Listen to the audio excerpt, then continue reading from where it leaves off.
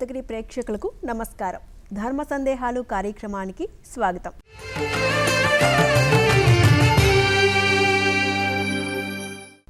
ధర్మో రక్షతి రక్షిత అంటే ధర్మాన్ని మనం రక్షిస్తే ఆ ధర్మమే తిరిగి మనల్ని రక్షిస్తుంది.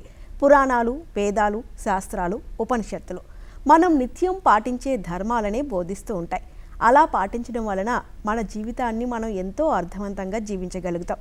నిత్య జీవన విధానాల్లో మనకు ఎన్నో సందేహాలు కలుగుతూ ఉంటాయి. అటువంటి సందేహాలను నివృత్తి చేసుకునేందుకు మన ఈ కార్యక్రమం ఎంతగానో ఉపయోగపడుతుంది. ఈరోజు మన సందేహాలను నివృత్తి చేసేందుకు స్టూడియోకి విచ్చేసిన అతిథి గురువర్యులు, ప్రముఖ ఆధ్యాత్మికవేత్త, జ్యోతిష్య, వాస్తు సిద్ధాంతి, హస్త సాముద్రిక సామ్రాట్ డాక్టర్ మాచిరాజు వేణుగోపాల్ గారు ఉన్నారు. వారితో మాట్లాడదాం. నమస్కారం గురువు గారు. నమస్కారం.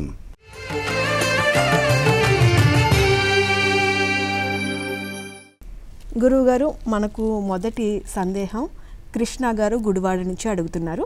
త్రేతాయుగంలో ధర్మం 3 పాదాలపై నడిచింది. అందుకు శ్రీ మహావిష్ణువు వామన, పరశురామ, శ్రీరామ అవతారాలు ధరించారు.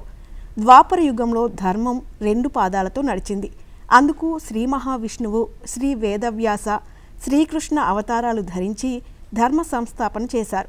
మరి కలియుగం గురించి తెలియజేయగలరు అని అడుగుతున్నారు.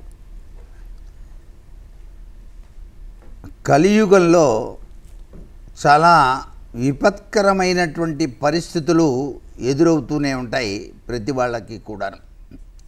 ఈ కలి యొక్క ప్రభావం చేత మనిషిగా కాకుండా వేరే వ్యక్తిత్వ లక్షణాలతో ప్రవర్తించడానికి ఆస్కారాలు ఉంటాయి. అంటే ధర్మానికి ఎక్కువ విలువ ఇవ్వకుండా అధర్మానికే ఎక్కువ విలువ ఇచ్చేటువంటి పరిస్థితులు అత్యధికంగా పొడసూపుతుంటాయి. అందుచేతనే కలిపురుషుడి యొక్క ప్రభావం వలన ప్రతి వాళ్ళు కూడాను అబద్ధాలు ఎక్కువ ఆడటం కానీ, ధనానికి ఎక్కువ విలువ ఇవ్వటం కానీ, ధర్మానికి హాని కలిగించేటువంటి పద్ధతులు ఆచరించడం కానీ జరుగుతూ ఉంటాయి అని చెప్పేసి శాస్త్రం. అయితే ఈ కలిపురుషుడు కూడాను దగ్గరికి రాకుండా ఉండాలంటే ఏం చేయాలంటే, ఎక్కడైతే భగవంతుని యొక్క నామోచ్చరణ జరుగుతుందో ఆ నామోచ్చరణ జరిగే చోటికి మాత్రం ఆ కలిపురుషుడు ప్రవేశించడం జరగదు అని చెప్పేసి శాస్త్రం.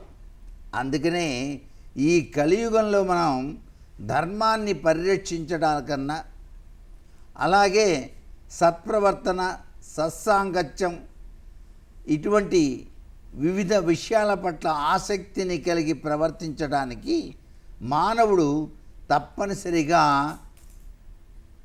నామస్మరణ ధన్యోపాయం అనేటువంటి సూత్ర ప్రాతిపదికను పాటించాలి. ఎవరైతే నామస్మరణ అత్యధికంగా చేస్తారో, నిద్ర నుంచి లేచిన మొదలు పడుకునేంత వరకు కూడాను ఏదో విధంగా భగవన్నామస్మరణ ఆచరించాలి. ఇలా గనక ఆచరించినట్లయితే కలిపురుషుని యొక్క ప్రభావం ఆ వ్యక్తి పైన పనిచేయదు. ఆ వ్యక్తి కొద్దిగా అయినా సరే ధర్మం గురించి, న్యాయం గురించి ఆలోచన చేయటం జరుగుతుంది. అందుకనే దంచాల పాపేశాస్త్రి గారు అంటాడు, హింసాశక్తులు రక్తదాహమున దండెత్యన్ దరిద్ర ప్రజా సంసారములపై కిరాత శాకసర యుద్ధంపైన యుద్ధారిణి హంసన్ గాయము మాన్పగ రావయ్య వేగిరమ్ముగన్. మరలా బుద్ధుడు పుట్టాలి, బుద్ధుడు రావాలి. ఈ కలిపురుషుడి యొక్క ప్రభావం నుంచి మనం బయటపడాలంటే అహింస పరమోధర్మ అనేటువంటి సూత్రాన్ని పాటించక తప్పదు. ఎందుచేతనంటే వక్రతనంతో మనస్సు వికలమై ప్రతి వ్యక్తి కూడాను అరాచకమైనటువంటి పనులకు ఎక్కువగా మూమెంట్ ఇచ్చేటువంటి పరిస్థితి అత్యధికంగా కనిపిస్తుంది. అందుచేత వీటన్నిటినీ తొలగించుకొని సత్ప్రవర్తన, సద్విశ్వాసం, సత్సాంగత్యంతో దైవ తత్వంతో కూడినటువంటి ధర్మ ప్రవర్తన నియమావళిని మనం పాటించాలి. దేవాలయాల్లో దర్శనార్థం పెరిగినటువంటి వ్యక్తుల సంఖ్య పెరిగినప్పటికీ అక్కడ వాళ్ళు కోరికల వలయంతోనే వెళ్తున్నారు తప్ప ఎవరూ కూడాను స్వామి నీ దివ్య దర్శన భాగ్యం కోసం వచ్చాను, నన్ను అనుగ్రహించు అని చెప్పేసి మాత్రం కోరుకునే వాళ్ళ సంఖ్య తక్కువగా ఉంది. శరణాగతి అనేటువంటి లక్షణాన్ని ఏ వ్యక్తి అయితే కోరుకుంటాడో, శరణాగత దీనార్థ పరిత్రాణపరాయణి సర్వస్యార్థి హరే దేవి నారాయణి నమోస్తుతే అనేటువంటి తత్వచింతన ఎవరిలో అయితే వస్తుందో అప్పుడే ఈ కలిపురుషుని యొక్క క్రూరమైనటువంటి తత్వాన్ని నుంచి బయటపడటానికి ఆస్కారం ఉంటుంది. ధర్మాన్ని పరిరక్షించడానికి ఈ కలియుగంలో కలిపురుషుడు ఉద్భవించనున్నాడు. ఇప్పుడు కాదు, ఇంకా చాలా కాలం పడుతుంది సుమా. మనం ఇంకా ప్రథమ పాదంలోనే ఉన్నాం కాబట్టి అని చెప్పేసి చెప్పక తప్పదు. అయితే ఆ ప్రభావ లక్షణాలు మాత్రం విపరీతంగా ఉంటాయి కాబట్టి ఆ విపరీతమైన విపత్కరమైన ప్రభావాల నుంచి మనసును సరైనటువంటి మార్గంలోకి పయనింపజేసుకోవడానికి ఏం కావాలి? మనసా నిల్వదు కోతి చందమున కొమ్మల్ వట్టిలుగాడిన్ కనులాగాంచవు సత్యమెన్నటికిని ఏ కర్మంబు వెంటాడెను తనువారాలును పండువోలే భువి ఆధారంబు వీడంగనే నిత్య సత్యవై నిన్నర్థించదన్ శాంకరీ. ఇచ్ఛాశక్తి, క్రియాశక్తి, జ్ఞానశక్తి, ఈ మూడు శక్తుల మేలి కలయికే కదా ఈ ప్రపంచమంతా. అందుచేత ఆ తల్లిని శరణు వేడుతాం.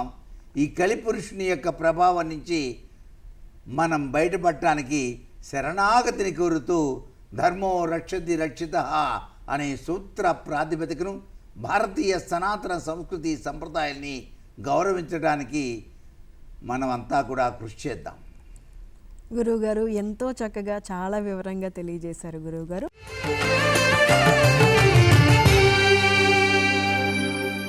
ప్రేక్షకులు తమ సందేహాలను పోస్ట్ ద్వారా గాని ఈమెయిల్ ద్వారా గాని పంపొచ్చు. మా చిరునామా ధర్మ సందేహాలు కార్యక్రమం, care of director, Doordarshan Saptagiri, Punnamathota, Bandar road, Vijayawada. మా ఈమెయిల్ ధర్మ సందేహాలు ddkvja@gmail.com.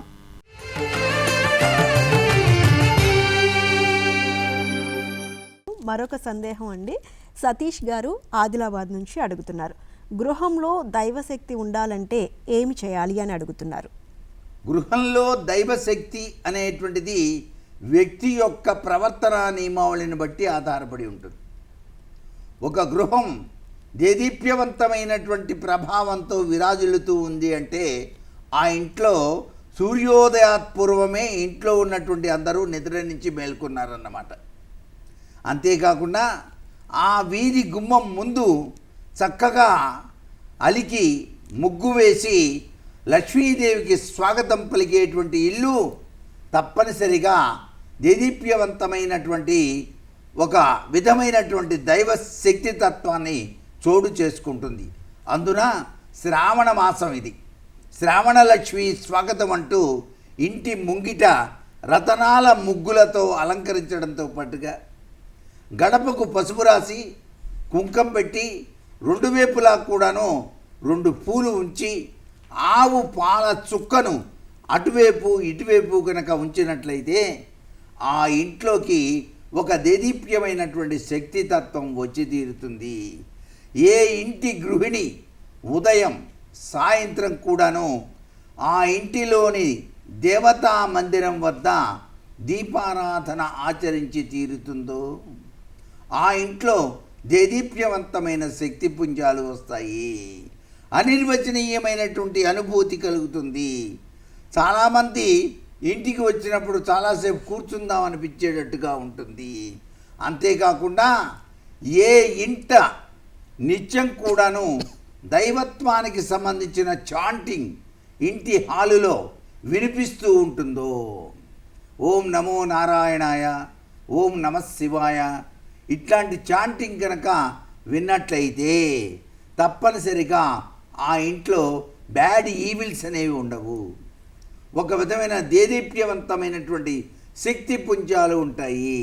అంతేకాకుండా ఏ ఇంటి ఇల్లాలు జడను విరబోసుకోకుండా చక్కగా జడ వేసుకొని స్నానం చేసుకొని బొట్టు పెట్టుకొని వంటగదిలోకి వెళ్ళి అగ్నిదేవునికి నమస్కారం చేసి పాలును మొట్టమొదటిసారిగా ఆ యొక్క గ్యాస్ స్టవ్ మీద ఉంచి నమస్కారం చేస్తుందో ఆ ఇంట్లోకి లక్ష్మీదేవి సరాసరి వచ్చి తీరుతుంది.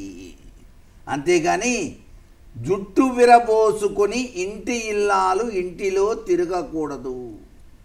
ఇది చాలా ముఖ్యమైనటువంటి విషయంగా గుర్తుపెట్టుకోవాలి. అంతేకాకుండా ఇంట్లో దేదీప్యవంతమైన శక్తిపుంజాలు ఉండటానికి ప్రతి గురువారం కానీ ఆదివారం కానీ నీటిలో ఇళ్ళు తుడిచేటప్పుడు బండలు కొద్దిగా ఉప్పు వేసి ఇంటిని కనుక తుడిచినట్లయితే ఆ ఇంట్లో దుష్టశక్తులు అనేటువంటివి ప్రవేశించవు. నరఘోష, నర ప్రభావము ఇవన్నీ కూడాను చాలామందిని పట్టి పీడిస్తూ ఉంటాయి.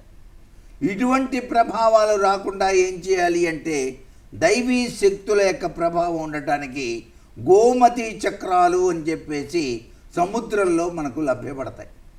ఆ గోమతి చక్రాలు 9 తీసుకొని పసుపు రంగు కలిగినటువంటి వస్త్రంలో చుట్టి ఆ ఇంటి సింహద్వారానికి పైభాగాన గనక కట్టినట్లయితే తప్పనిసరిగా ఇంటిలోనికి దుష్టశక్తులు అనేటువంటివి ప్రవేశించవు. ఇవన్నీ దైవీ శక్తుల యొక్క ప్రభావం. ఇంట్లో తరచూ స్త్రీలను ఆహ్వానించి ఆ ముత్తైదువులకు పండు తాంబూలం ఈ శ్రావణ మాసంలో సాయం సంధ్యా సమయంలో ఇచ్చి సాక్షాత్తు అమ్మవారుగా భావన చేస్తూ వారి యొక్క ఆశీస్సులు కనుక తీసుకున్నట్టయితే ఆ స్త్రీల యొక్క కంట పంట పండుతుంది.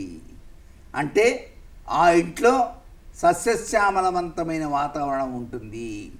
అంతేకాకుండా కొంతమంది తమ గృహంలోనే సాయం సంధ్యా సమయంలో లలితా సహస్రనామ పారాయణ, విష్ణు సహస్రనామ పారాయణ ఒక 10 మంది కూర్చొని చక్కగా పారాయణ చేసేటువంటి విధి విధానం ఉంటుంది. ఆ విధి విధానాన్ని ఎవరైతే పాటిస్తారో ఆ ఇంట్లో దేదీప్యవంతమైన శక్తి పుంజాలు చోటు చేసుకుంటాయి అని చెప్పేసి శాస్త్రవచనం. అంతేకాకుండా ఏ ఇంట ముంగిట తులసి కోట ఉండి ప్రతినిత్యం కూడా సాయం సంధ్యా సమయంలో దీపారాధన తులసి కోట ముందు గనక చేయబడుతుందో ఆ ఇంట్లో లక్ష్మీ కటాక్షం విరాజిల్లుతుంది. ఏ ఇంటి ముంగిట వాకిట 2 వైపులా కూడాను కృష్ణ తులసి, లక్ష్మీ తులసి మొక్కలు నాటి ఉంటాయో ఆ ఇంట్లోకి తప్పనిసరిగా లక్ష్మీదేవి ప్రవేశిస్తుంది అని చెప్పేసి కూడా శాస్త్రం. గోమాత సేవ చేసేటువంటి గృహం అద్వితీయమైన ఐశ్వర్యానికి నిలయంగా ఉంటుంది. ఇవన్నీ కూడాను చాలా చక్కటి గృహానికి శక్తి పుంజాల్ని ప్రసరింపజేసుకోవడానికి ఆస్కారంగా ఉంటుంది. అంతేకాకుండా పరిసరాల వాస్తు యొక్క దుష్ప్రవర్తన మన ఇంటి మీద పడకుండా ఉండటానికి ఇంటి నైరుతి మూల వినాయకుని యొక్క విగ్రహం కుడివైపు తొండంతో ఉన్నది గనక ఎండకు ఎండుతూ వానకు తడుస్తూ ఉన్నది నైరుతి మూల అన్నిటికన్నా ఎత్తుగా పెట్టి ఈశాన్యం చూస్తూ గనక ఉంచినట్లయితే పరిసరాల వాస్తురీత్యా సంభవించేటువంటి విపత్కరమైన పరిస్థితుల ప్రభావం ఆ ఇంటిపైన పడనే పడదు. ఇది ప్రతి చోట కూడాను ప్రతి ఒక్కరూ ఆచరించినట్లయితే చక్కటి శాంతియుతమైన వాతావరణం ఆ గృహంలో చోటు చేసుకుంటుంది అని చెప్పేసి శాస్త్రవచనం. అలాగే ఇంటి ఇల్లాలు కానీ భర్త కానీ తాను పడుకున్నటువంటి ఆ మంచంపై నుంచి లేవగానే వెంటనే తాను కప్పుకున్న దుప్పటిని మడిచిపెట్టాలి. మడవటం ఆలస్యం చేయకూడదు. ఇలా కనుక చేసినట్లయితే దరిద్ర దేవతను మడిచిపెట్టినట్టు అవుతుంది, జ్యేష్ఠాదేవి పారిపోతుంది. ఇంట్లో సాయం సంధ్యా సమయంలో దీపారాధన చేసేటప్పుడు దొడ్డి తలుపు మూసివేసి ముందు భాగపు తలుపు తెరిచి దీపారాధన చేసిన ఇంట్లోకి లక్ష్మీదేవి ప్రవేశిస్తుంది. ఇవన్నీ కూడాను. అలాగే ఎవరైనా పండ్లు ఫలహారాలు ఇచ్చినప్పుడు వాటిని కుళ్ళిపోయేట్టు చేయకూడదు, 10 మందికి దానం చేయాలి తాము తినగా. ఇవన్నీ ఆచరించే వ్యక్తుల ఇళ్ళు ఎప్పుడూ కూడాను ఒక దేదీప్యవంతమైనటువంటి శక్తి పుంజాలతో విరాజిల్లుతుంది అని చెప్పడంలో ఏమాత్రం అతిశయోక్తి లేదు. ఇది వాస్తుశాస్త్రరీత్యా కూడాను ప్రతి ఒక్కరూ గ్రహించవలసిన ముఖ్య విధానం.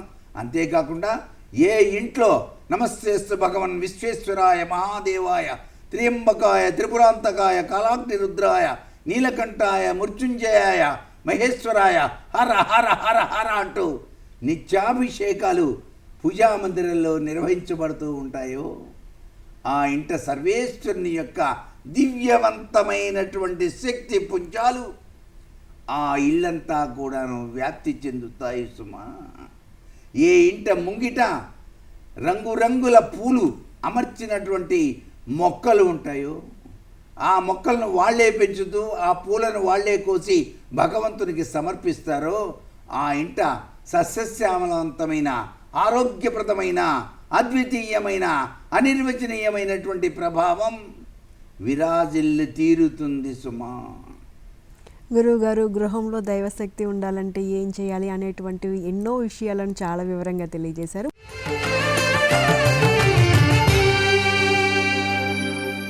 మరొక సందేహం చూద్దాం గురువుగారు. రమణ గారు తెనాలి నుంచి రాస్తున్నారు, ఏ మాసంలో వారాహి నవరాత్రి పూజలు చేయాలి, నవరాత్రి ఆరాధన విశిష్టత తెలియజేయండి అని అడుగుతున్నారు. సహజసిద్ధంగా వారాహీదేవి అనేటువంటిది అమ్మవారికి సైన్యాధ్యక్షురాల పదవిని స్వీకరించింది. ఆ తల్లి కరుణాలవల్లి. అయితే ఇది శాక్తేయ లక్షణ రీత్యా చేసేటువంటి పూజాది విధి విధానాలు ఇది గృహాల్లో నిర్వహించడం అనేది తక్కువగా కనిపిస్తుంది మనకి. ఎక్కువగా దేవాలయ పరిసర ప్రాంతాల్లోనే చేస్తూ ఉంటారు. వారాహీదేవిని కొలిచేటువంటి విధి విధానం ఆషాఢ మాసంలో ఎక్కువగా జరుగుతుంది. అప్పుడే అమ్మవారు కూడాను వివిధ రకాలైనటువంటి పండ్లతోటి ఆ శరీరం అంతా కూడా అలంకరించుకుని శాకంబరిగా ఆమె మనందరినీ కూడాను సంరక్షించేటువంటి సాంప్రదాయమైనటువంటి లక్షణం ఉంది. అయితే ఇటీవల కాలంలో వారాహి అమ్మవారి పూజలు అత్యధికంగా కనపడుతున్నాయి. ఎందుచేతనంటే సహజసిద్ధంగా ఎవరికైతే ఈ కొలిచిస్తే వెంటనే ఫలితం వస్తుందో ఆ వ్యక్తి దాని ద్వారానే ఫలితం పొందాడు, మనం కూడా పొందుదాం అనేటువంటి ఒక పరిస్థితి మనకి కలియుగంలో కనిపిస్తూ ఉంది ప్రస్తుతం. అందుచేత ప్రతి వాళ్ళు కూడాను ఆ పూజల వైపు మొగ్గు చూపుతున్నారు. ఈ యొక్క ప్రభావ తత్వం అనేటువంటిది అమ్మ ఏ పేరును పిలిచినా అమ్మే కదా.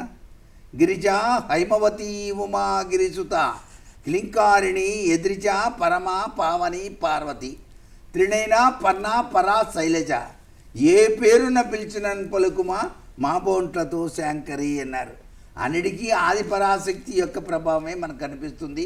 అందుకనే యాదేవీం సర్వభూతేషు శక్తి రూపేణ సంస్థిత నమస్తస్వై నమస్తస్వై నమస్తస్వై నమో నమః అంటూ వారాహి మాతను కూడాను మన మనసు నిండా నింపుకొని ఊరికే అష్టోత్తర నామావళి చేసి ఆ తల్లికి ప్రీతివైనటువంటి సద్ది పరమాన్నం పులిహోర నైవేద్యంగా సమర్పించి 10 మందికి కనుక పంచినట్లయితే లోకము క్షేమముగా ఉంటుంది. అంతేకాకుండా విపత్కర పరిస్థితుల నుంచి రక్షణ ఏర్పడుతుంది. వారాహి తల్లి చేసేటువంటి ముఖ్యమైనటువంటి విధి విధానం ఏంటంటే సైన్యాధ్యక్ష తత్వంలో ఉంటుంది కాబట్టి యుద్ధభీతి లేకుండా ప్రపంచం శాంతియుతంగా సాగిపోయేటట్టుగా మానవుల్లో నైతిక ప్రవర్తన నియమావళి సరిగా ఉండేటట్టుగా చేసేటువంటి లక్షణం కలిగినటువంటి శక్తి స్వరూపం వారాహి మాతగా మనం చెప్పాలి. అందుకే ఆ తల్లిని ధ్యానం చేసి అష్టోత్తర నామావళి మాత్రమే చేయాలి తప్ప దానికి విపరీతంగా కనుక గృహాల్లో విధి విధానాలు పూజలు చేయటం అంత సబమైనటువంటి విషయం కాదు. అది ఎంతవరకో అంతవరకే ఉండాలి అన్నమాట. కరెంటు 3 ఫేజ్ కరెంటు పెట్టామని చెప్పేసి స్విచ్లు వేయడంలో తప్పు చేస్తే షాక్ కొడుతుంది. అందుచేత జాగ్రత్తగా మన ఇంటికి కావాల్సింది ఫస్ట్ ఫేజ్ కరెంటు చాలు, దానికి అంతా బాగుంది అనుకున్నప్పుడు ఫస్ట్ ఫేజ్కి సంబంధించినటువంటి లక్ష్మీ అష్టోత్తరం, లక్ష్మీనామాలు అన్నీ సాత్విక లక్షణం కలిగినటువంటి దేవతా స్వరూపాలని కొలవటం వల్ల ఏ ప్రాబ్లం రాదు ఎవరికి. అదే ఉగ్ర దేవతల్ని ఉగ్ర స్వరూపాలని కొలిచినట్లయితే ఈ వ్యక్తిలో కూడాను ఉగ్రతత్వం వచ్చి తీరుతుంది. ఇంట్లో అరవటాలు, గొడవలు, గందరగోళాలు కూడా సంభవిస్తుంటాయి. తెలియకుండా మాట్లాడటం లాంటి సంఘటనలు ఉంటాయి. నేను చెప్పినట్టు ఎవరు వింటలేదంటాం, ఇట్లాంటివన్నీ జరుగుతుంటాయి. కాబట్టి ఎవరు ఏ దేవతని పూజ చేసినా వారు దానికి అర్హత ఉందా లేదా అని ఆలోచన చేసుకొని గురుముఖ ఆ యొక్క విద్యను నేర్చుకొని ఆచరించడమే సర్వోత్తమమైనటువంటి పద్ధతిగా చెప్పాల్సి ఉంటుంది సుమా. గురువుగారు చాలా చక్కగా తెలియజేశారండి.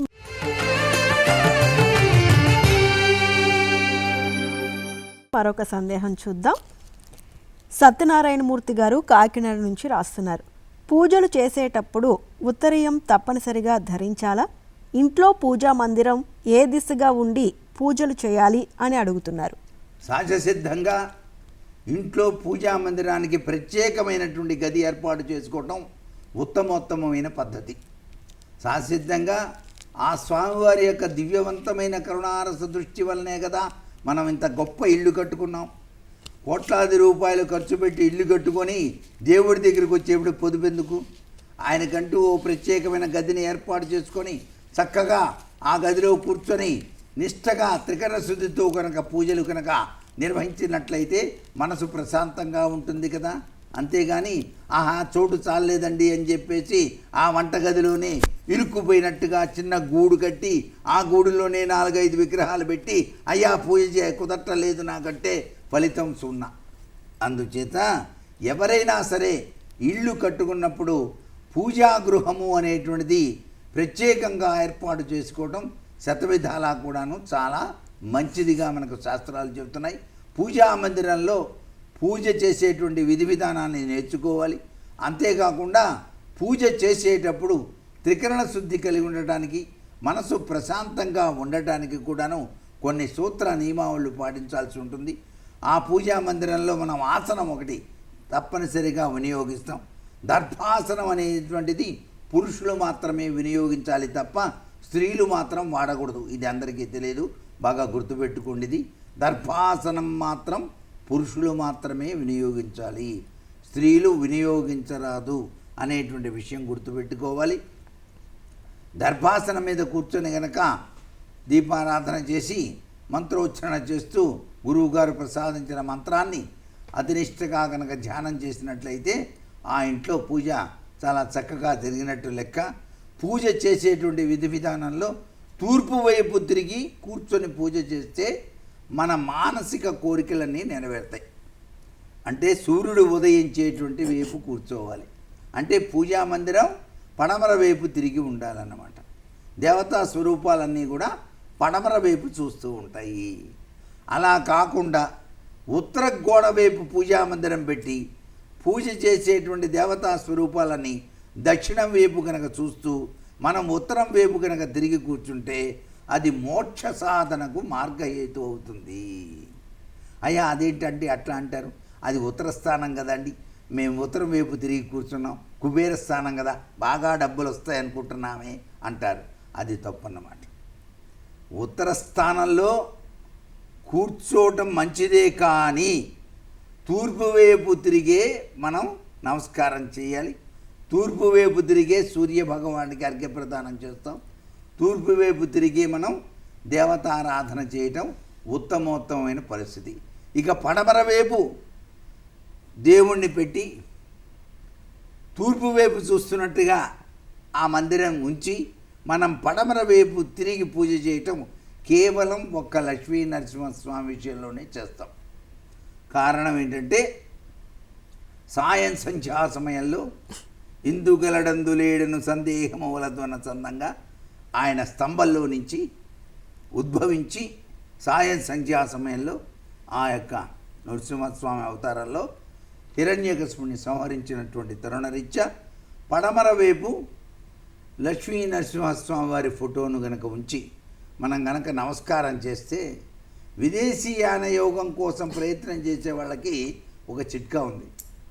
పడమర వైపు తిరిగి లక్ష్మీ నరసింహస్వామి ఫోటో ఉంచి శ్రీం క్షౌం శ్రీం అని చెప్పేసి చదువుకుంటే 7 రోజులు వాళ్ళకి విదేశీయాన యోగం వస్తుంది. అంటే స్టాండర్డ్గా ఆ యొక్క వీసా సక్సెస్ అవుతుంది అనేటువంటి విషయం కూడా ఇక్కడ గుర్తుపెట్టుకోవచ్చు. ఇది విదేశాలకు వెళ్ళే వాళ్ళకి సహసిద్ధంగా ఆ కోరిక నెరవేర్చడానికి చెప్పేటువంటి చిన్న సూత్ర ప్రాతిపదికే. అది వారి వారి అదృష్టాన్ని బట్టి జరుగుతూ ఉంటుంది. ఏదైనా అదృష్టం ఉండాలి ముందర. అదృష్టం లేకుండా ఏది జరగదు. అదృష్టం అంటే ఏంటి? కంటికి కనిపించింది. దురదృష్టం అంటే కంటికి కనిపించేది. కాబట్టి అదృష్టవంతులకు ఒక్కోసారి ఆపదలు కూడా సంపదలే అవుతాయి. ఆ సంపదలు అవడానికి కారణమే కొన్ని మనం చూస్తూనే ఉన్నాం ఇప్పటికీ కూడాను. అదృష్టవంతులకు ఆపదలు కూడా సంపదలే. అందుచేతనే అనేక రంగాలలో విశిష్ట ఖ్యాతిని సంపాదించడానికి ఉపయుక్తమయ్యేటువంటి పరిస్థితి ఇప్పుడు వచ్చింది ఆంధ్రప్రదేశ్కి ఒక విధంగా చెప్పాలంటే. అందుచేత ఇవన్నీ కూడాను సర్వే జన సుఖినో భవంతు అన్న సందంగా చేసేటువంటి విధి విధానం.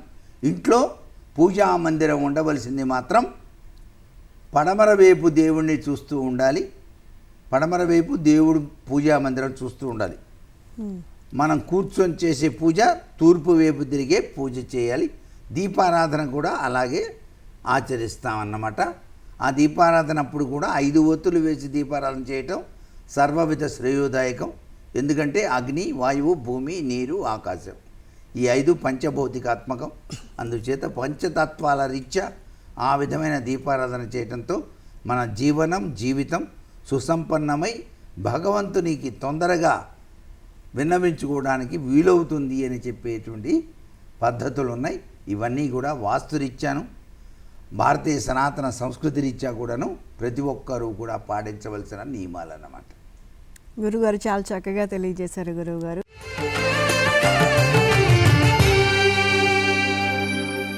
ప్రేక్షకులు తమ సందేహాలను పోస్ట్ ద్వారా గాని ఈమెయిల్ ద్వారా గాని పంపొచ్చు. మా చిరునామా ధర్మ సందేహాలు కార్యక్రమం, care of director, Doordarshan Saptagiri, Punnamathota, Bandar road, Vijayawada. మా ఈమెయిల్ ధర్మసందేహాలు ddkvja@gmail.com.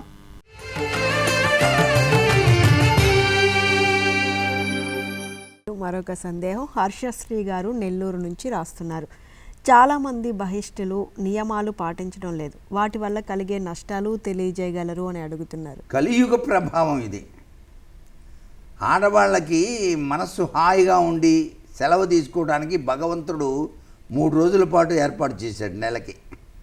ఆ 3 రోజులు సెలవు వద్దులేండి, మేము ఓటీ తీసుకుంటున్నాం అని చెప్పేసి అత్యధికంగా వాళ్ళే పాపం పనులన్నీ చేసుకుంటున్నారు. దీని మీద అత్యధికంగా మాట్లాడటం కూడా అంత మంచిది కాదేమో. అందుచేత ఈ యొక్క ప్రభావం నుంచి బయటపడటానికి తెలిసి తప్పు చేసిన వాళ్ళు సరిదిద్దుకోవటం ఎలా అనేది నేర్చుకోవాలి. ఇక్కడ ఇది తెలిసి తప్పు చేయటం ప్రతి వాళ్ళు. ఇప్పుడు నారద ప్రపంచంలో ఉదయం లేచిన దగ్గర నుంచి హడావిడిగా వంట చేసుకొని బాక్సుల్లో పెట్టుకొని హడావిడిగా ఆ కంప్యూటర్ క్లాసులకు వెళ్ళటము, లేకపోతే ఆ కంప్యూటర్ వర్క్ చేయడానికి వెళ్ళటము, ఆ నడువు నొప్పులతోనే పోవటం జరుగుతూనే ఉంది. ఇవన్నీ ఎందుకు వస్తున్నాయంటే వీళ్ళు పాటించేటువంటి నియమబద్ధమైన నియమాల్లో తేడాలు ఉండటం వల్లనే వస్తున్నాయి. వీళ్ళు రెస్ట్ తీసుకోవాల్సిన సమయంలో రెస్ట్ తీసుకోకుండా ఆహార నియమాలు కూడా ఇష్టం వచ్చినట్టు పాటించకపోవడం వల్లనే ఇవన్నీ జరుగుతున్నాయని మనకు శాస్త్రవేత్తలు తెలియజేస్తున్నారు. భారతీయ సనాతన సంస్కృతిలో మాత్రం ఇది చాలా ఘోరమైన తప్పిదము అని చెప్పేసి కూడా చెప్పారు. అయినప్పటికీ తప్పటం లేదు. ప్రస్తుత పరిస్థితుల రీత్యా వీటన్నిటి నుంచి అధిగమించి మనకి ఆ పాపం అంటకుండా ఉండటానికే కార్తీక మాసంలో మనం కార్తీక పౌర్ణమి నాడు శివాలయ ప్రాంగణంలో 365 ఒత్తులతో దీపారాధన ఆచరిస్తాం. ఇలా ఆచరించడం వలన, దీపారాధన చేయటం వలన, దీపదానం చేయటం వలన తెలిసి చేసిన తప్పు కూడాను పరమేశ్వరుడు సరేలే ఏం చేస్తాం, నేనే కదా మిమ్మల్ని సృష్టించింది, నేనే కదా ఇవన్నీ మీకు ఇచ్చింది, సరే కానీలే అని టిక్కు పెట్టుకుంటాట అని ఇటీవల కాలంలో మనం దాన్ని చదువుకొని కాసేపు తృప్తి పడుతున్నాం అంతే. కానీ చాలా చక్కగా కనుక ఆ నియమబద్ధమైన ప్రభావాల్ని కనుక ఆచరిస్తే మనకు ఆరోగ్యప్రదమైనటువంటి జీవన విధానం వస్తుంది. కాబట్టి ఇది ఆచరించడానికే విశ్వ ప్రయత్నం చేయటం మంచిదని నా సలహా. గురుగారు చాలా చక్కగా తెలియజేశారండి.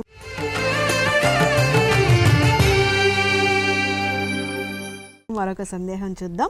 డాక్టర్ భవానీ గారు బెంగళూరు నుంచి రాస్తున్నారు. పెళ్లిలో అల్లుడి కాళ్ళు మామగారు ఎందుకు కడుగుతారు, దీని గురించి తెలియజేయగలరు అని అడుగుతున్నారు. పెళ్లిలో అల్లుడు గారికి మామగారి కాళ్ళు కడగడం అంటే సాక్షాత్తు నారాయణ స్వరూపం అల్లుడు, అంతేగాని ఈయన నవగ్రహాల్లో అధిక గ్రహం కాదు ఇక్కడ. అందుచేత అల్లుడికి కాళ్ళు గడిగేటప్పుడు ఆ కాళ్ళు పట్టుకున్నప్పుడు అండి తెలియని ఆనందానికి గురవుతాడు మామగారు. ఆహా, ఇంత అద్భుతవంతమైన అల్లుడు వచ్చాడు నాకు, మా అమ్మాయిని ఇతని చేతిలో పెడుతున్నాను. ఆ అమ్మాయిని చేతిలో పెట్టేటప్పుడు నాతిచరామి అనేటువంటి మంత్రాన్ని కూడా చదివిస్తున్నాం. కాబట్టి కష్టాల్లో సుఖాల్లో అన్నిట్లో కూడాను ఇద్దరూ కూడాను సుఖ సంతోషాలతో జీవితాన్ని గడపాలి అని చెప్పేసి భావన చేస్తూ అల్లుడు సాక్షాత్తు నారాయణమూర్తి తత్వంలో ఉన్నాడు అనేటువంటి భావనతో కనుక కాళ్ళు గడిగి ఆ నీళ్లు కనుక నెత్తిన చల్లుకుంటే పుణ్యలోక ప్రాప్తి కలుగుతుంది మామగారికి. అందుకని సాక్షాత్తు నారాయణ స్వరూపంగా అల్లుడిని భావించాలి. ప్రస్తుత కలిపురుషుడి ప్రభావం చేత అల్లుడికి కాళ్ళు గడగడం కూడా మానేస్తున్నారు చాలామంది. ఏదో ఇచ్చేసేయాలండి కట్నం చాలు, ఈయన కాళ్ళు కూడా గడగాల అనేవాళ్ళు కూడా ఉన్నారు. ఇట్లాంటివన్నీ కూడా మర్చిపోవాలి. మన సంప్రదాయాన్ని మనం పాటిస్తూ అల్లుడికి చెప్పుకోవాలి కష్టాలు. ఎప్పుడైనా బాధ వేసినప్పుడు కనీసం ఫోన్ చేసి, ఏమండి అల్లుడి గారు ఎట్లా ఉన్నారు, మీరు నాకు సలహా ఇవ్వాలంటే ఆయన సంతోషపడతాడు. మా మామగారు అడిగారు, చాలా సంతోషమే అని వాళ్ళ భార్యతో కూడా చెప్తే, భార్యకు కూడా మా నాన్నగారంటే ఇంత ప్రేమ మా ఆయనకి అని చెప్పేసి ఆమె కూడాను చాలా చక్కగా మొగుడుతో కాపురం చేయడానికి ఆస్కారం ఉంటుంది. ఇప్పుడు సంసారంలో సరిగమలు చక్కగా ఉండాలి అంటే అవి చక్కగా రావాలి. సారీగా మా పాదాని సారేది ఆ నడిచేటువంటి విధి విధానంలో భార్యాభర్తలు ఇరువురు కూడాను అటు పుట్టింటికి ఇటు మెట్టింటికి కూడాను విలువను పెంచే విధంగా స్త్రీ నడుచుకోవాలి. అందుకే కదా ఆ మంత్రాలు, ఆ వివాహ వ్యవస్థ ఇవన్నీ కూడాను. అందుచేత కళ్యాణం కమనీయంగా ఉండాలి. ఆ కమనీయంలో ఈ సంస్కృతి సంప్రదాయ లక్ష్యమైనటువంటి ఈ విధి విధానాలు మనకు దైవ చింతన తత్పరతకు నిదర్శనాలు. కాళ్ళు కడగడం వెనకాల అంతది నీరు యొక్క గొప్పతనం అదే అన్నమాట. నీటితో కాళ్ళు కడగటం అంటే మరి తమాషా కాదు కదా. అందుకని సాక్షాత్తు శ్రీమన్నారాయణుడికి కాళ్ళు కడుగుతున్నట్టుగా భావన చేస్తే ఆయన చేసినటువంటి జన్మరీత్యా సంభవించేటువంటి ఆ కన్యాదాన సుకృత పుణ్య ఫలం, అసలు ఆడపిల్ల పుట్టడమే ఎంత అదృష్టమో చెప్పలేమండి. ఎందుకంటే ఒక పుట్టెడు నూగులు పోసి, ఆకాశం అంత నూగులు పోస్తే ఎంత ఎత్తు ఎదుగుతుందో అన్ని సంవత్సరాల పాటు పుణ్యలోకంలో ఉంటాట కన్యాదానం చేసినటువంటి వాళ్ళని శాస్త్రం. కన్యాదాన సుకృత పుణ్య ఫలం, అటువంటి పుణ్యఫలం కావడానికి నారాయణమూర్తి కూడా ఉండాలిగా. అందుకే సాక్షాత్తు నారాయణుడు ఇక్కడ కాళ్ళు గడుగుతున్నట్టుగా భావన చేస్తాడు పెళ్లిలో మామగారు. అందుచేత ఇది చాలా గొప్ప విశేషంగా భావన చేస్తూ అనుబంధం, ఆత్మీయత, అనురాగం ఇవన్నీ కూడాను కలబోసిన సంస్కృతి సంప్రదాయం ఈ వివాహ వ్యవస్థలో చోటు చేసుకుంది. కాబట్టి మన సంప్రదాయ రీత్యా మామగారు చేత ఈ విధమైనటువంటి విధి విధానం పెట్టడం జరిగిందనమాట. చాలా చక్కగా తెలియజేశారు గురువు గారు. చాలామందికి తెలియని విషయాలు చాలా చక్కగా తెలియజేస్తున్నారు.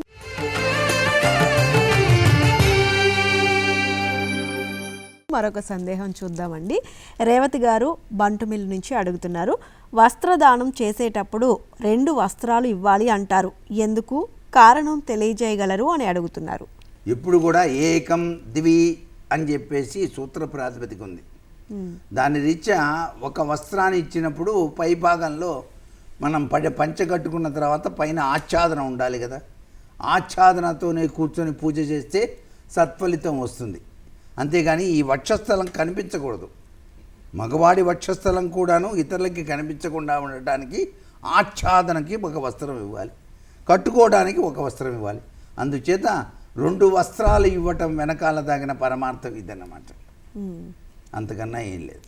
ఓకే గురుగారు. ఏక వస్త్రం బహూకరణ మంచిది కాదు, అదనమాట.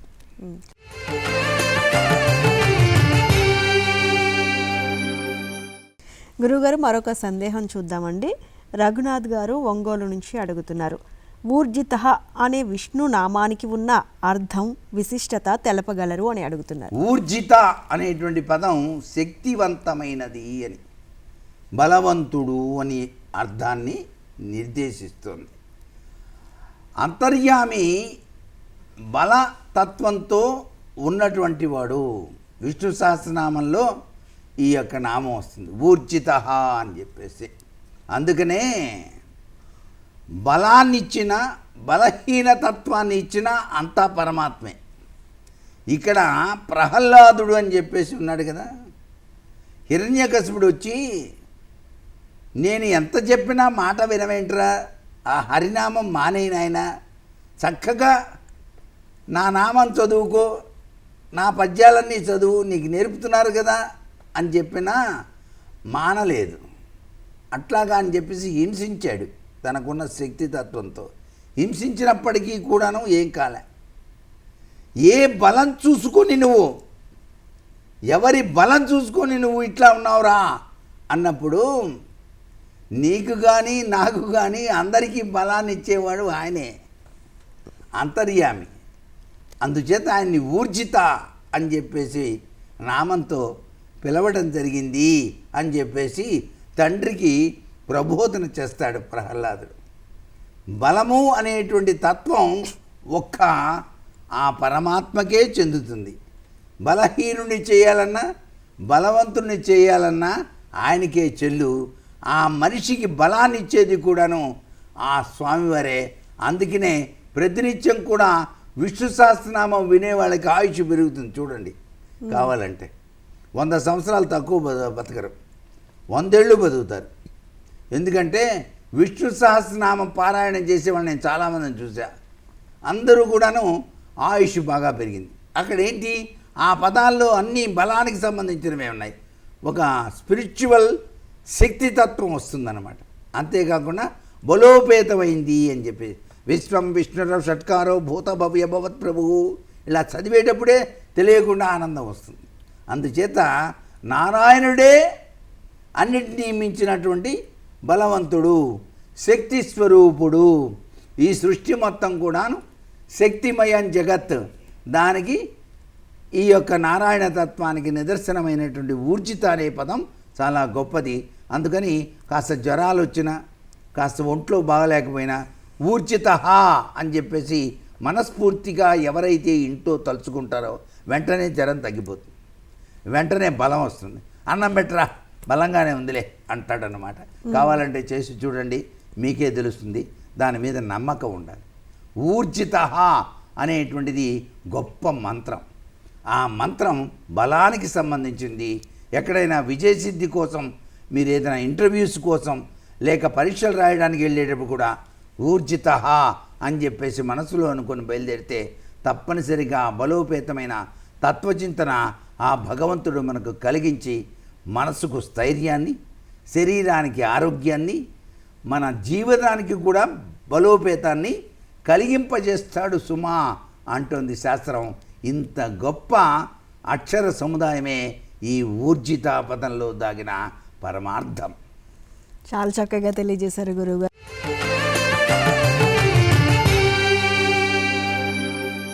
మరొక సందేహం చూద్దామండి. జ్యోతి నాయక్ గారు నందిగామ నుంచి అడుగుతున్నారు. సంకల్పం చెప్పకుండా ప్రత్యేక వార పూజలు, కార్యక్రమాలు చేస్తున్నారు. వీటి వల్ల ఫలితం ఉంటుందా అని అడుగుతున్నారు. ఏదైనా కార్యకారణ సంబంధం, ఒక కార్యం వెనకాల కారణం ఉంటేనే కదా చేసేది ఏ పనైనా. అలాగే మనం సంకల్ప సిద్ధి లేకుండా ఏ పని చేసినా అది ఫలించదు. సంకల్పం చెప్పుకోవాలి, ప్రతి వాళ్ళు కూడా వాళ్ళ గోత్రనామాలు చెప్పుకోవాలి. దీనికోసం చేస్తున్నాను అని చెప్పేసి చెప్పుకోవాలి. ఆ భగవంతుడు సర్వాంతర్యామి కాబట్టి ఆయన సృష్టిని మనకు ప్రసాదించినప్పుడు ఆయన ప్రతిక్షణం కూడాను మనందరి మేలు కోసం చూస్తూ ఉంటాడు కాబట్టి ఆయనకి మనం శరణాగతితో కూడిన సంకల్పం చెప్పుకోవాలి. ఈ సంకల్పం చెప్పుకునేటప్పుడు కూడాను ఔపోసన అనేది ముఖ్యంగా చేస్తాం. అది కూడా నీటితో చేస్తాం. నీటితో చేసేటప్పుడు ఈ శరీరం అపవిత్రమై ఉండొచ్చు అని చెప్పేసి అపవిత్ర పవిత్రో వా సర్వావ్యవస్థాంగతోపివా అని చెప్పేసి నీళ్లు చల్లుకొని మొట్టమొదటిసారిగా ఎవరిని ప్రార్థించాలి? గురుదేవో భవ అనుకోవాలి. అంటే గురువుని తలిచిన తర్వాతనే దేవుణ్ణి తెలవాలి. అందుకనే గురుముద్ర అని చెప్పేసి ఇట్లా పెడతాం. గురు బ్రహ్మ గురు విష్ణు గురుదేవో మహేశ్వర గురు సాక్షాత్ పరబ్రహ్మ తస్మై శ్రీ గురువే నమః అని బంగారు పుష్పాలు ఆ గురువు గారికి సమర్పించినట్టుగా చేసుకొని తర్వాతనే ఓం కేశవాయ స్వాహ, ఓం నారాయణాయ స్వాహ, ఓం మాధవాయ స్వాహ అంటాం. ఎందుకు ఈ కేశవనామాలే చదవాలి అంటే మన గొంతులో బొంగురు పోకుండా, గొంతుకి ఆప్టిక్ నర్వ్ సిస్టమ్ సరిగ్గా పనిచేయడానికి ఆ అక్షర సముదాయం నీటితో తీసుకున్నట్లయితే లోపల ఉన్నటువంటి ఆప్టిక్ నర్వు చాలా చక్కగా పనిచేసి మంత్రం తప్పు చదవం అన్నమాట. అంత గొప్ప సైంటిఫిక్ రీజన్ ఉంది దీంట్లో. అందుచేత ఆచమనం చేయకుండా, సంకల్పం చెప్పుకోకుండా భరతవర్షే భరతఖండే మేర దక్షిణ భాగే శ్రీశైలస్య ఈశాన్య ప్రదేశే కృష్ణా కావేర్యోర్మధ్యదేశే లక్ష్మీ నివాస. వసతి గృహే అంటే వసతి గృహం, స్వంత గృహం అంటే లక్ష్మీ నివాస. స్వగృహే సమస్త దేవతాం బ్రాహ్మణ హరిహర సద్గురు సన్నిధౌ శ్రీమాన్ శ్రీమత అని గోత్రం చెప్పుకోవాలి.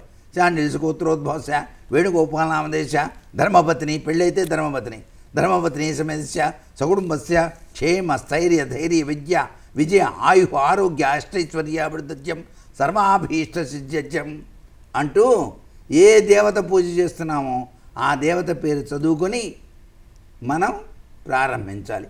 ఇలా ఏమీ చెప్పుకోకుండా చేస్తే ఒక ఇంటర్వ్యూకి వెళ్ళినప్పుడు మనం బయోడేటా తీసుకోకుండా వెళ్ళినట్టే అవుతుంది.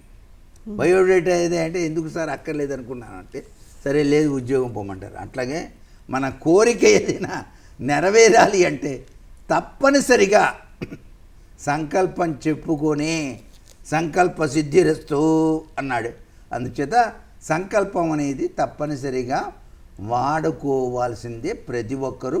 ఇది భారతీయ సనాతన సంస్కృతి సంప్రదాయం. ఓకే గురువుగారు, సంకల్పం గురించి చాలా చక్కగా తెలియజేశారు గురువుగారు.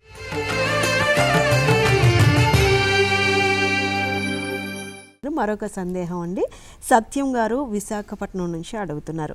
సప్త ద్వీపాలు, సప్త సముద్రాలు మన భూమి మీదే ఉన్నాయా లేక మహాభూమిలో ఉన్నాయా అని అడుగుతున్నారు.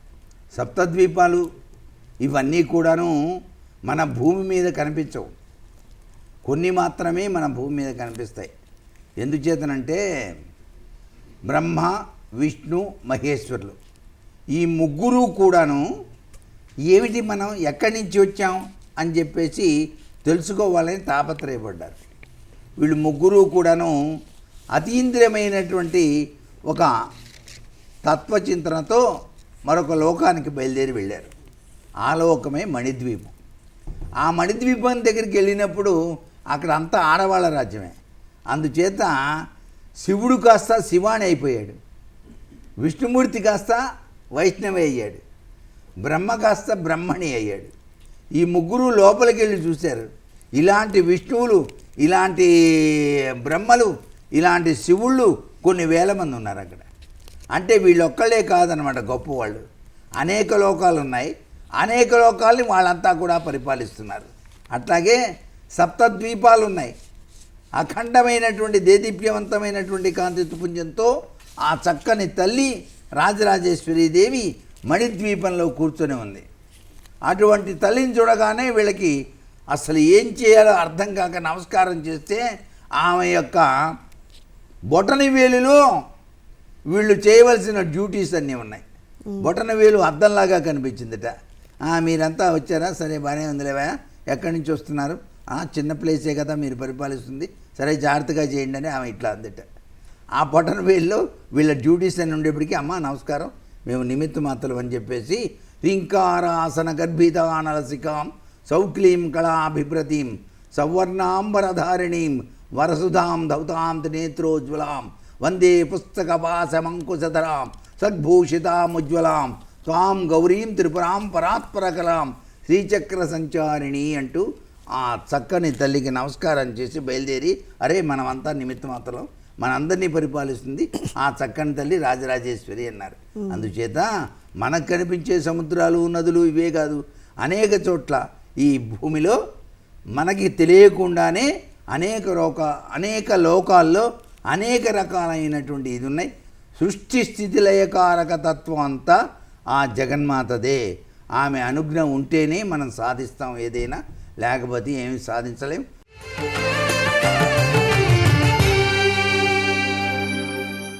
మరొక సందేహం చూద్దామండి. గోపాల్ గారు ఏలూరు నుంచి రాస్తున్నారు.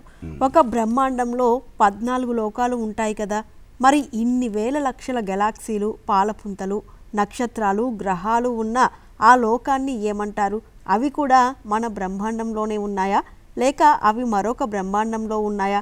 దయచేసి క్లుప్తంగా తెలపండి అని కూడా అడుగుతున్నారు. బ్రహ్మాండ నాయక, అఖిలాండ కోటి బ్రహ్మాండ నాయక అంటాం. అంటే ఈ ఒక్క బ్రహ్మాండమే కాదు, అనేక బ్రహ్మాండాలు ఉన్నాయి. ఆ బ్రహ్మాండాల్లో ఈయనొక నాయకుడు. అందుచేత అఖిలాండ కోటి బ్రహ్మాండ నాయక నమో నమః అంటూ ప్రార్థన చేస్తున్నాం దేవతా స్వరూపాలని, దేవుళ్ళని కూడాను. అందుచేత ఇందాక చెప్పిన కథే దీనికి వర్తిస్తుంది. అన్నిటికన్నా అద్వితీయమైనటువంటి అఖిలాండ కోటి బ్రహ్మాండ నాయకి ఉంది. ఆమె యొక్క అనుగ్రహ కరుణా కటాక్ష వీక్షణాల వల్లనే ఈ సృష్టి అంతా జరుగుతోంది. అందుకనే పరికిం పల్లవలేశమై బరకు బ్రహ్మానందముల్ సైతమున్ తరుణీ రత్నమతావకీన పరమానందములుగాన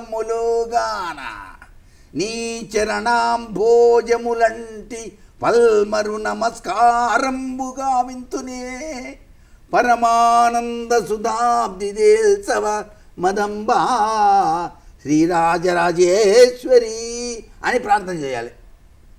అంటే ఆ రాజరాజేశ్వరి దేవిని ఆ విధంగా ప్రార్థన చేస్తేనే అఖిలాండ కోట బ్రహ్మాండ లోకాలన్నీ కూడా దర్శించినటువంటి ఫలితం మనకు ఏర్పడుతుందయ్యా అని మన శాస్త్రం తెలియజేస్తోంది. దాన్ని బట్టే మనం సాగిద్దాం జీవితాన్ని. ఓకే గురువు గారు, చాలా చక్కగా తెలియజేశారండి.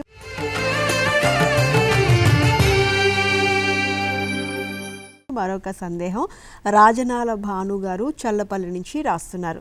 గరుడ పురాణం ప్రకారం చనిపోయాక అన్ని పాపాలకి శిక్ష పడుతుంది అంటారు కదా, మరి మళ్ళీ గత జన్మ పాపం ఎక్కడి నుండి వస్తుంది అని అడుగుతున్నారు. అన్ని పాపాలకి గరుడ పురాణం ప్రకారం శిక్ష పడదు. ఆగామి సంచిత ప్రారబ్ధ. మనిషికి మోక్షం వచ్చేంత వరకు ఈ రొటేషన్ జరుగుతూనే ఉంటుంది. అందుకే పునరపి జననం పునరపి మరణం అన్నారు.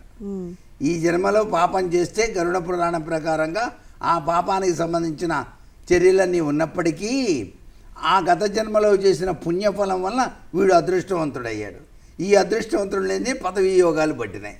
ఒక్కోడికి పదవులు పోతుంటాయి, ఒకళ్ళకి వస్తుంటాయి. ఒక్కోడు పరిపాలన చేసేటువంటి విధి విధానం వల్ల మళ్ళీ దురదృష్టవంతుడు అవుతాడు, పడిపోతుంటాడు, మళ్ళీ వస్తుంటాడు, లేస్తుంటాడు.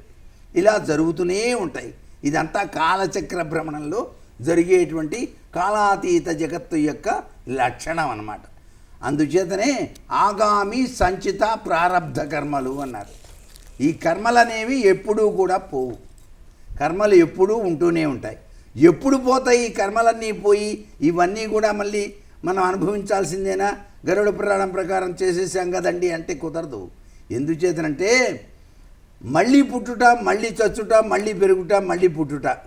అందుకనే ఆదిశంకరాచార్య వారు కూడా చెప్పారు, పునరపి మరణం పునరపి జననం అని చెప్పేసి.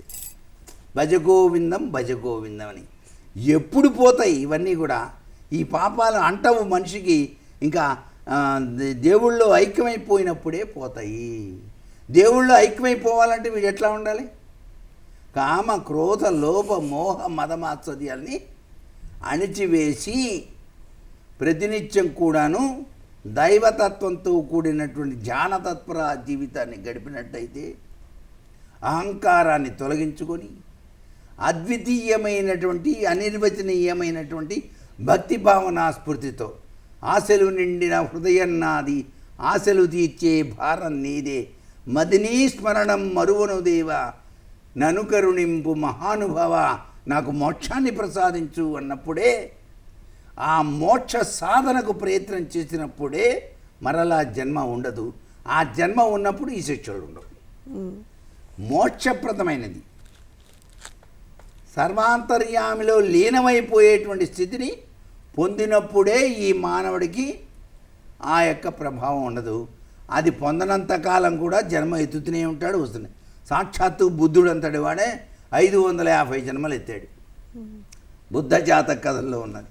బుద్ధుడు జాతక కథలు అని చెప్పేసి పాముగా పుట్టాడు, ఎలుగుగా పుట్టాడు, అనేక రకాలైన జన్మలు ఎత్తాడు. ఆఫ్టర్ ఆల్ మనం ఎంత చెప్పండి. కాబట్టి శ్రీమన్నారాయణుడు కూడాను మనని ఉద్ధరించడానికి పాపం అవతారాలు ఎత్తాడు. ఇప్పుడన్నా తెలుసుకుంటారా, ఏంట్రా ఇదంతా, మీరంతా మిమ్మల్ని ఎందుకు పుట్టించానో మీకు ఏం తెలియట్లేదు అని. ఎన్ని అవతారాలు ఇచ్చినా ఏముంది, మళ్ళీ లాభం లేదని చివరికి కల్కి అవతారంలో వస్తాడు. చిక్క చిక్క చిక్క చిక్క చిక్క దరికి పారేస్తాడు అందరు. మంచి వాళ్ళందరూ ఓ పక్క, చెడ్డ వాళ్ళంతా ఓ పక్క, చక్కగా రుబ్బినట్టు రుబ్బి ఏం చేయాలో ఆ పని చేస్తాడట చివరికి. అంటే మంచి, న్యాయం, ధర్మం ఎక్కడైతే ఉంటాయో అక్కడ పరమాత్మ సర్వాంతర్యామిగా నిలిచి తన యొక్క దివ్యవంతమైన ప్రభావాన్ని మనకు అందిస్తాడు సుమా అని చెప్పటమే దీనిలో దాగిన పరమార్థం. ఇంత గొప్ప విశ్లేషణ ఉంది. అంతేగాని అయ్యా నరకంలో మనని అనుభవిస్తాం కదా అన్ని బాధలు, మళ్ళీ ఎందుకండి ఈ చోపలన్నీ అంటే అంతవరకే అది సెక్షను.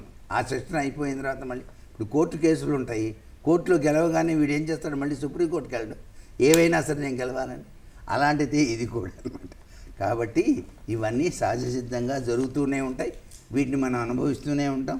ఇవన్నీ అనుభవించకుండా ఉండాలంటే పరంజ్యోతి పరమాత్మతత్వంలోకి మన మనస్సును లగ్నం చేసే విధంగా మన ప్రవర్తన ఉండాలి.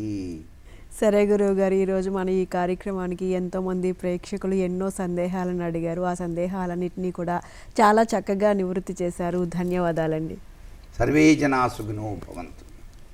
చూస్తారు కదండి, ఇది ఈనాటి ధర్మ సందేహాలు కార్యక్రమం. మరో కార్యక్రమంలో మళ్ళీ కలుసుకుందాం. అంతవరకు సెలవు, నమస్కారం.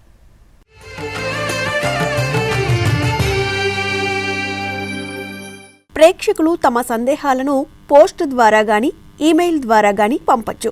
మా చిరునామా ధర్మ సందేహాలు కార్యక్రమం, care of director, Doordarshan Saptagiri, Punnamathota, Bandar road, Vijayawada. మా ఈమెయిల్ ధర్మ సందేహాలు ddkvja@gmail.com.